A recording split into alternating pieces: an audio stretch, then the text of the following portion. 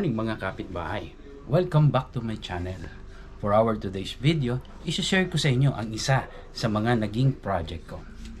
Ito ay isang 2-story residence na merong concept na modern contemporary house. Itinayo namin yung bahay na ito noong year 2008 at inabot ito ng almost 10 million. Ang bahay na ito ay merong 476 square meter na total floor area.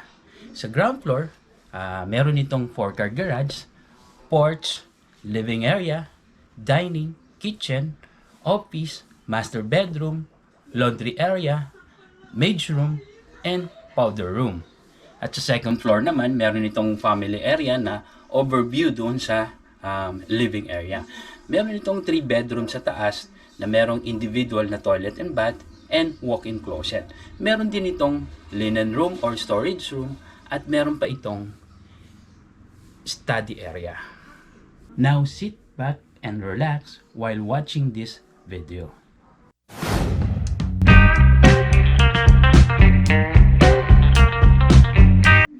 This property has its own driveway, and once you get there, bubulaga sa iyo ang isang napakagandang facade ng bahay na to. At ang facade ng bahay na to, it also represents a tropical architecture. And the main door is made up of Nara French type door. It also has a corner glass cladding. And the good thing about this house is we maximize the natural light and ventilation. This house is a completely detached. Kaya napakaganda ng ventilation ng bahay na to dahil magsi-circulate ang magandang hangin dito. And also part of the project is the landscaping. Kaya this property has so much to offer pagdating sa landscaping. Marami kang makikita dito ng mga flora and fauna. Dahil isa yan sa part ng aming project.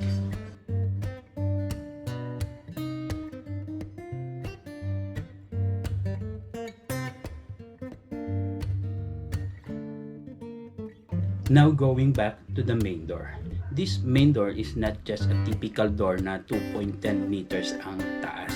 This door is 2.4 meter high and it is a combination of light and dark wood Nara.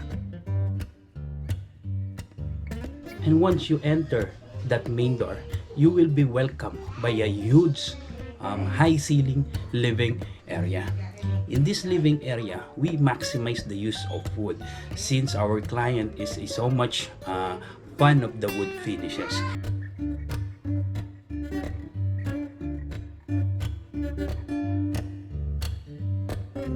Now we go to the dining area.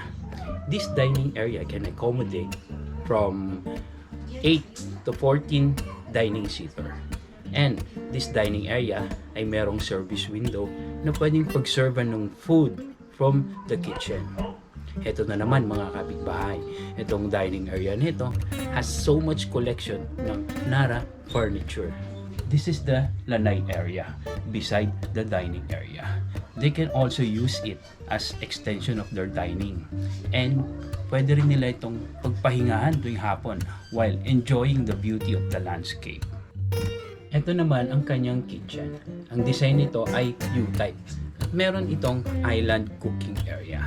At hindi lang yon. Ang kitchen nito ay merong service window na mag-serve ng pagkain doon sa dining area. At ang counter nito ay gawa sa granite. At hindi lang yon mga kapitbahay. Ang sink na to ay gawa sa porcelain. Itong kitchen na to, ito rin ang direct access papunta doon sa likod, doon sa service area, laundry area, tsaka dirty kitchen.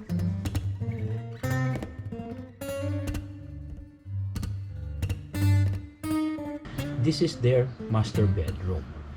Meron na tong direct access from the living area and also from the lanai, and meron itong sariling access din going to the landscape area.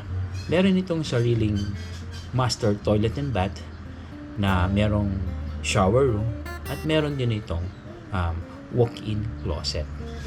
Now, punta naman tayo doon sa second floor, doon sa family area. Itong family area na to, ito ang meeting point ng mga rooms dito sa taas na to. At ang isa sa pinakamagandang feature ng family area na to ay meron siyang overview doon sa living area.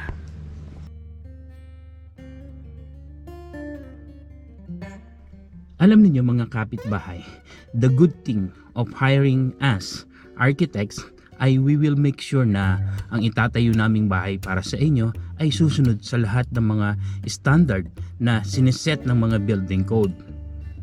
Hindi lang building code mga kapitbahay, pati electrical code, structural code, sanitary code, and fire code. So lahat ng mga laws regarding sa building ay susundin namin yan. At hindi lang yun mga kapitbahay.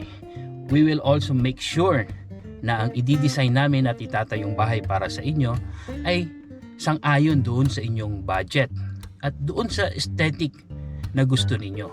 We will make sure na this house will be tailored according all your needs, to your needs. I hope nagustuhan ninyo. Maninaw sugat po ya. I hope nagustuhan ninyo ang video na ito.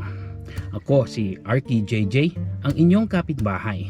Magkita-kita tayong muli sa susunod na mga upload. Thank you for watching.